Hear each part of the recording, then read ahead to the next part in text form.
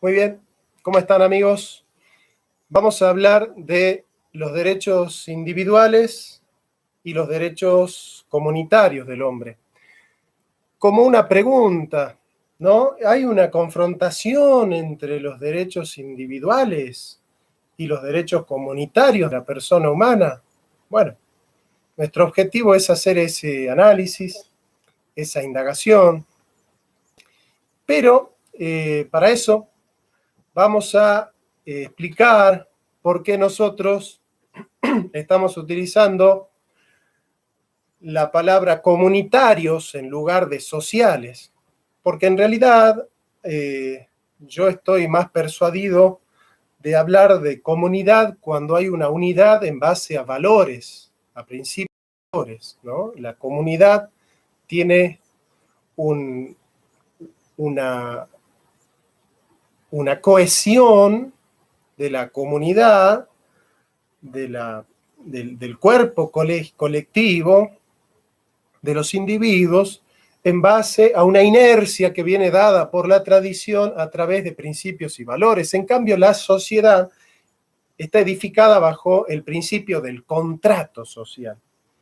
Y Mallorca, qué hermoso. Bueno, Miguel, bienvenido. Hernán, esta diferencia entre comunidad y sociedad tiene que ver con que la sociedad es un principio moderno donde los individuos en su estado salvaje hacen un contrato social y en ese contrato social los derechos, la dignidad humana.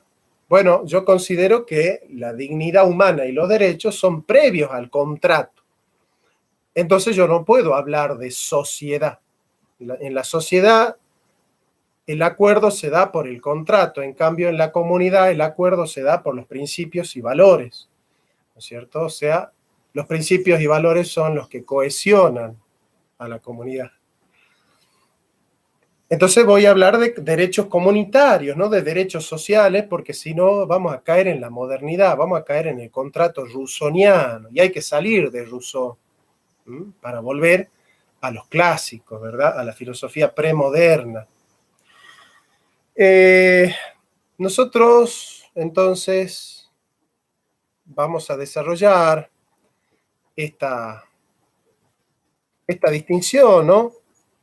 Entre derechos individuales y derechos comunitarios. Claro, esto merece un análisis particular con respecto a las dos hegemonías, ¿no?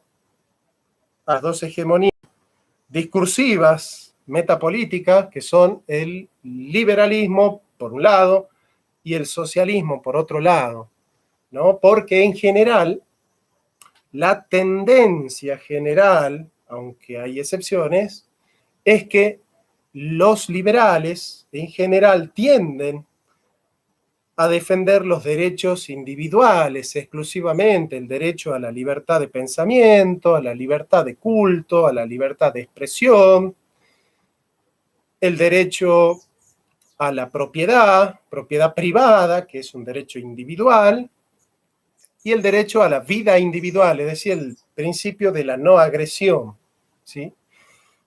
Pero son principios del derecho individual del ser humano.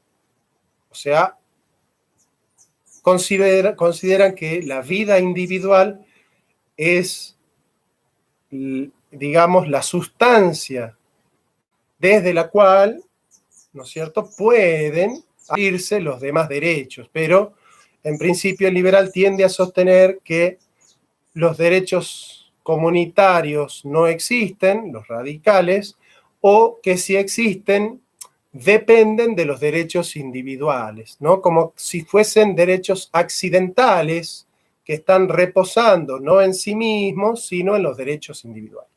En cambio, los marxistas, los comunistas, tienden a desarrollar los derechos comunitarios desconociendo los derechos individuales, el derecho a la propiedad privada, la libertad de expresión. Incluso en el marxismo se legitima la muerte, ¿no es cierto?, el asesinato, el genocidio. Entonces nosotros vamos a tratar de establecer un principio de virtuosidad, donde quepan los derechos individuales, porque el hombre es un ser individual, y donde quepan también los derechos comunitarios, porque el hombre es un ser político, ¿verdad? Entonces, vamos a desarrollar estas concepciones. El reconocimiento o no de la existencia de derechos comunitarios en favor de determinados grupos o colectividades ha devenido en una de las cuestiones jurídico-políticas más controvertidas del momento, tanto en Hispanoamérica como en otros países de nuestro entorno. De acuerdo con su propia denominación, los destinatarios de los derechos humanos son sujetos titulares. Lo son siempre las personas, los individuos, los seres humanos, que pueden contraer responsabilidades. No puede entenderse la existencia de derechos humanos sino como objetivo la defensa y el desarrollo de todos y cada uno de los individuos que pueblan la tierra. Uno a uno son considerados. En este sentido, Unamuno muy bien reflejaba esta idea cuando la pregunta de quién eres tú, responde con Obermann. Para el universo, nada. Para mí, todo, ¿no? El sentimiento trágico de la vida, ¿no? Hay numerosos derechos, derecho a la vida, a la libertad personal, a la libertad de pensamiento, ¿sí? Esos son los derechos que han consagrado los liberales, son los derechos individuales que son importantísimos, ojo, Yo acá no estoy diciendo que no existan esos derechos, yo estoy diciendo son derechos individuales importantes, ¿no es cierto? Lo que yo quiero decir, no son los únicos derechos del ser humano. ¿Ven? Bueno. Que son perfectamente necesidad de otro. No necesito a otro para tener derecho a la propiedad y poder ejercer ese derecho. El derecho a la libertad de pensamiento tampoco. El derecho a la libertad de culto también lo puedo ejercitar de manera individual, con un culto personal a Dios, por ejemplo. En cambio, por ejemplo, ciertos derechos colectivos como del derecho a formar familia, depende de que una mujer quiera estar conmigo. He decidido, ese pensamiento medio comunista sería que es el Estado el que debe obligar a los individuos a perder su libertad en pos de cumplir los derechos colectivos de los otros, ¿no? Entonces, por ejemplo, el comunismo dice, vos podés trabajar mucho, pero no vas a disfrutar del salario digno de tu trabajo porque yo te voy a quitar plata para ayudar a aquellos que no trabajan con planes sociales, ¿no? Entonces, en pos del derecho colectivo del otro a tener un salario, me quitan el salario a mí, ¿no? Entonces, en ese sentido, el marxismo, al promover los derechos colectivos, niegan los derechos individuales, ¿no? Es un trato desigual ante la ley. Junto a estos derechos individuales, sin embargo, existen a la participación política, el derecho a tener amigos, el derecho a la libertad de organizarse con otros, cuya puesta en práctica solo tiene sentido si se ejercita en forma colectiva, ¿no es cierto?, de un ejercicio colectivo de los derechos humanos. Mucho más polémica resulta la posibilidad del reconocimiento de una titularidad colectiva de los derechos humanos, es decir, cuando el Estado adquiere el rol de tutelaje de los derechos colectivos y cuando el Estado se arroga a los derechos colectivos, ¿no? Esta es una cuestión sobre la que han corrido muchos libros, ¿no? Ríos de tinta y de sangre. Los inicios del siglo, así, por ejemplo, los tratados de paz posteriores a la Guerra Mundial le otorgaron una especial atención, particularmente a la hora de regular el ámbito de protección de las minorías étnicas. primera vez estos tratados pretendían no una protección de orden unilateral, convencional, sino una protección internacional, convirtiendo así esa protección en una cuestión de orden público e internacional, ¿no? Ahí surgen las Naciones Unidas, la Organización de las Naciones Unidas, ¿no? Ahora, acá empieza a surgir un problema en el contexto del derecho internacional. Es que se van a plantear los derechos comunitarios tutelados ya no por el Estado, y el Estado regido por el gobierno que elige democráticamente el pueblo, sino por organismos supraestatales, que a los derechos comunitarios los tutelen los organismos internacionales, que se crea la ficción de que los derechos humanos vienen para protegernos de la agresión del Estado.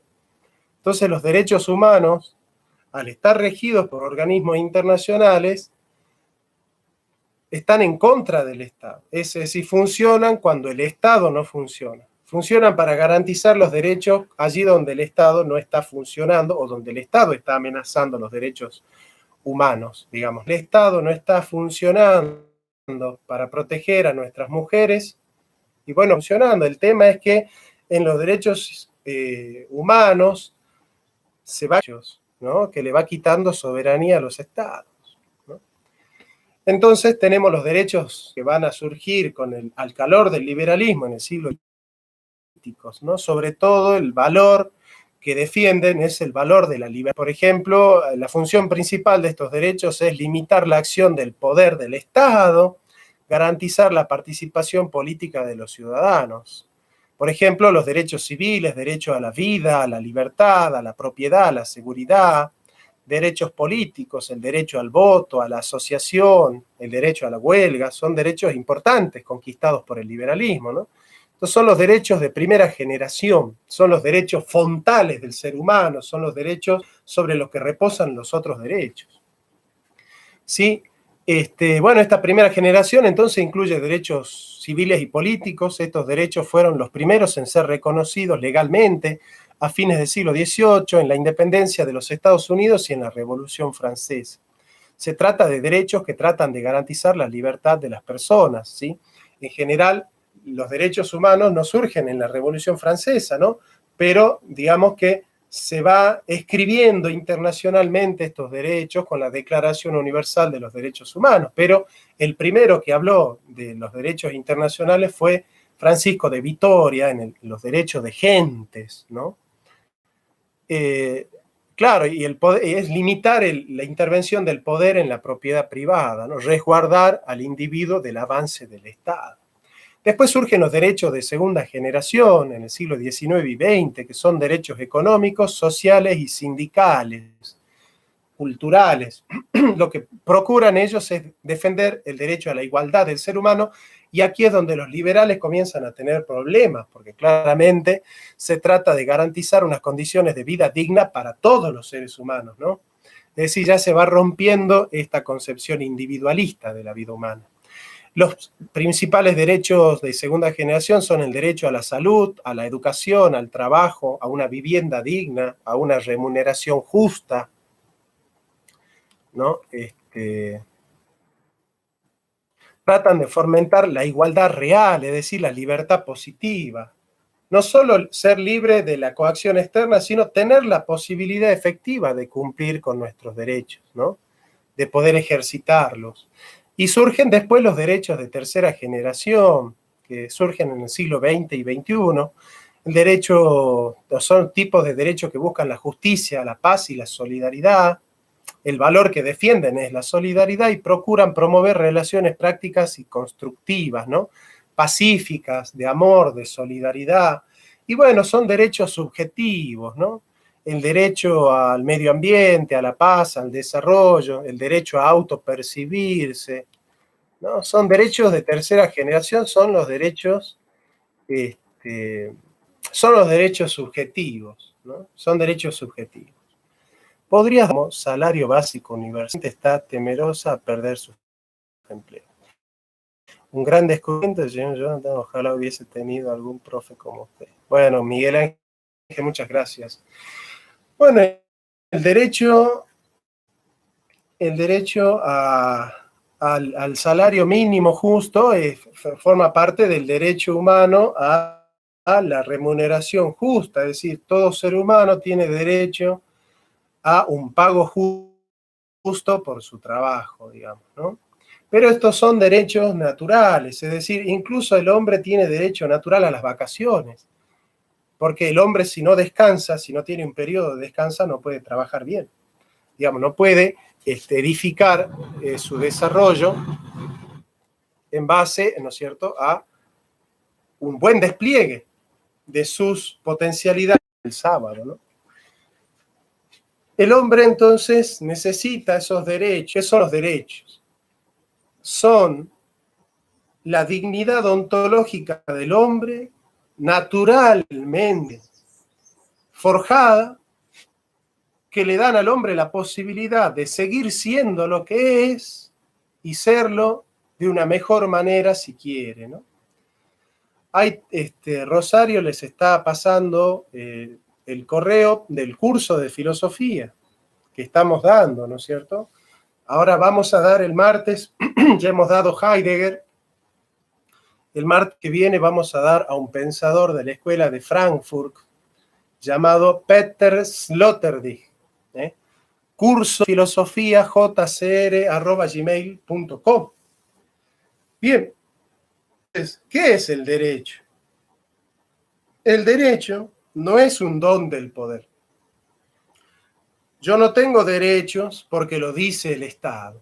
Yo no tengo derechos, por ejemplo, porque la Rosa Luxemburgo del Calafate, saben de quién estoy hablando, dijo, bueno, yo les voy a dar derechos, vamos a conquistar derechos.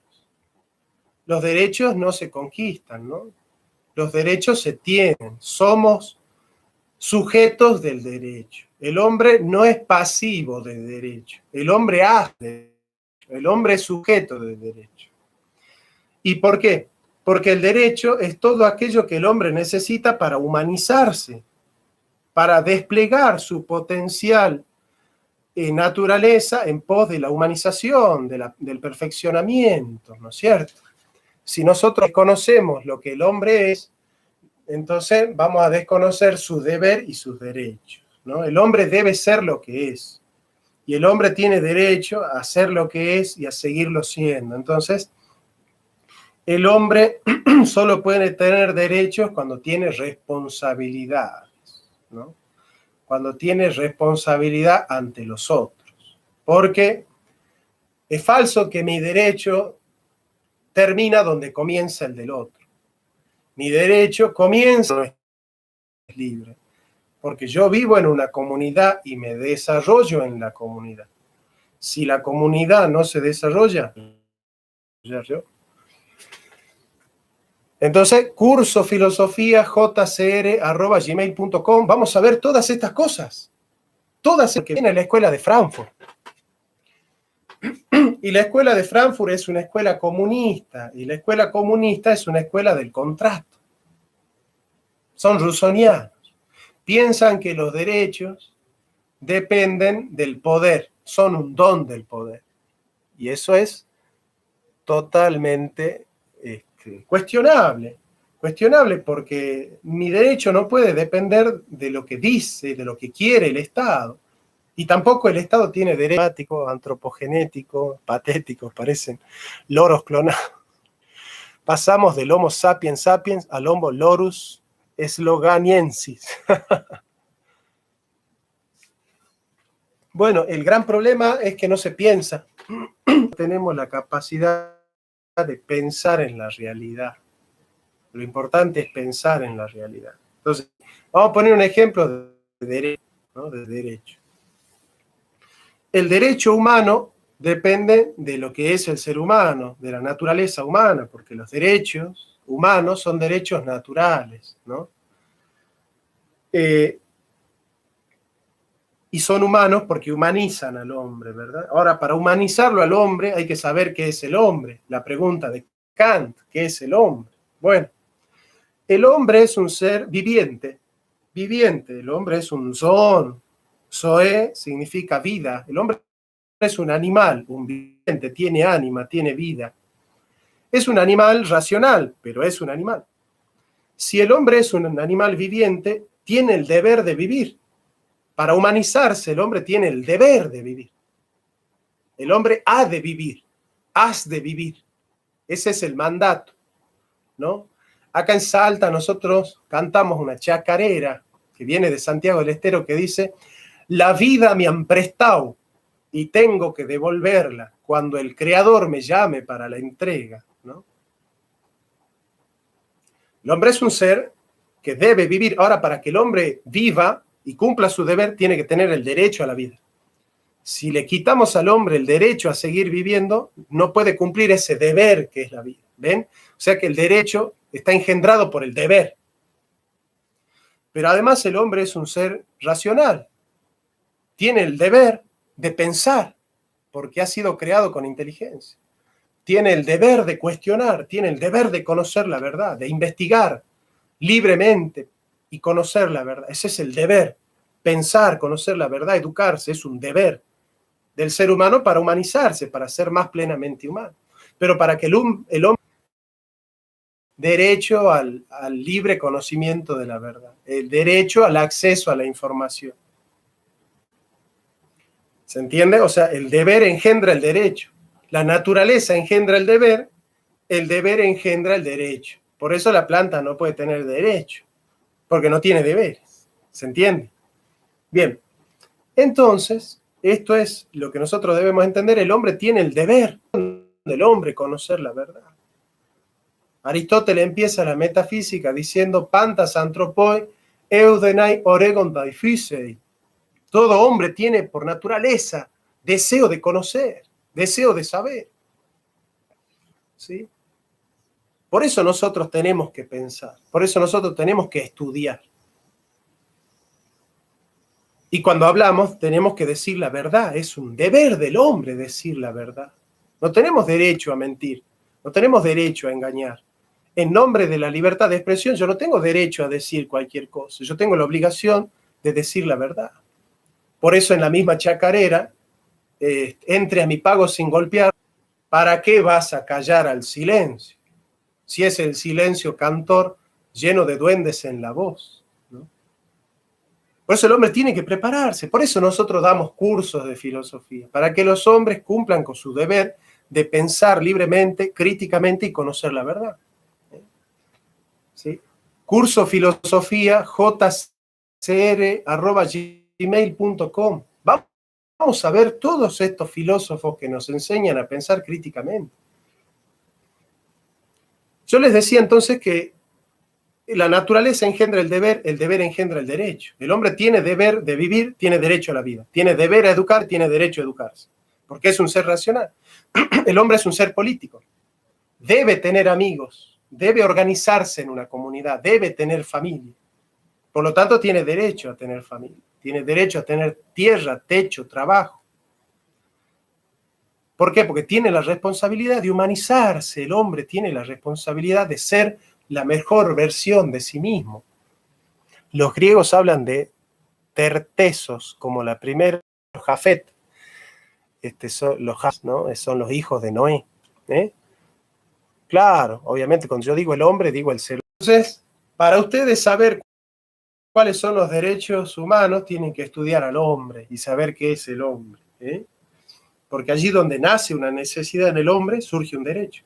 Ese es el lema de Eva Perón, de Evita Perón. Entonces, el correcto pliegue es justamente que los derechos individuales, el derecho a la vida, a ser respetados, en consonancia con los derechos comunitarios. No puede haber un conflicto entre los derechos comunitarios y los derechos individuales. Por ejemplo, yo digo, claramente yo digo, por ejemplo,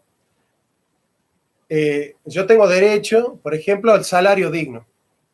Es verdad que tengo el derecho, pero no estoy cumpliendo con mi deber de trabajar. Entonces el marxismo me quiere dar mi derecho, pero no me obliga a cumplir con mi deber de trabajar. Yo puedo ser un vago y recibo un plan.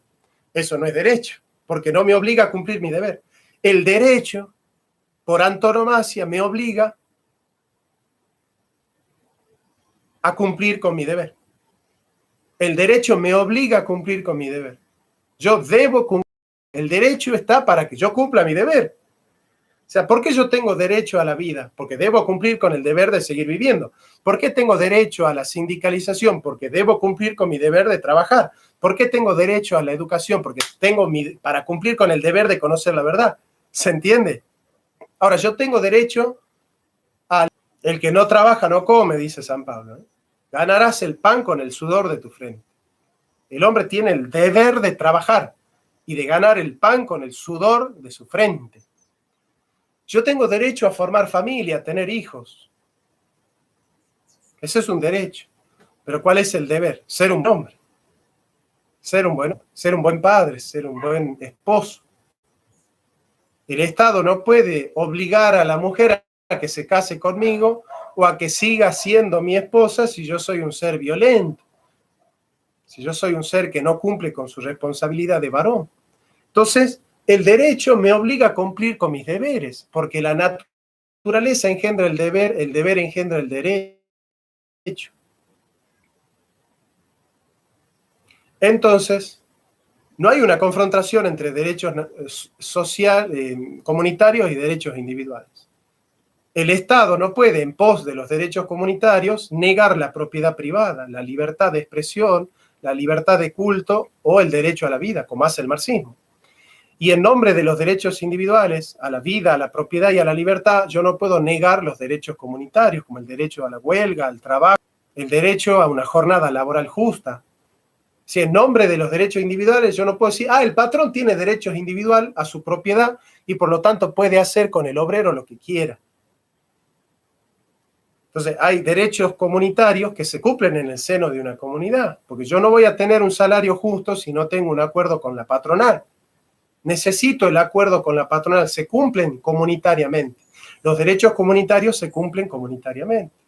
Entonces, el hombre tiene derechos individuales, sí, pero también tiene derechos comunitarios. Por eso, cada derecho individual tiene un despliegue comunitario, tiene un horizonte comunitario. Yo tengo derecho a la vida, sí, pero a la vida en sociedad, ¿ven? Yo tengo derecho a la libertad, sí, pero no para elegir cualquier cosa. Yo no puedo decir yo tengo libertad para elegir matar a mi hijo en el vientre, no, pero la libertad no está hecha para eso. El hombre puede hacer lo que quiera, pero no puede querer cualquier cosa. No le es legítimo, no le es válido, no le es justo al hombre querer cualquier cosa. Entonces, el derecho a la libertad siempre está dada en busca del bien común. Y matar al hijo en el vientre no procura el bien común. Entonces no puede ser nunca un derecho el aborto. Un derecho no es un derecho individual, no es un derecho comunitario.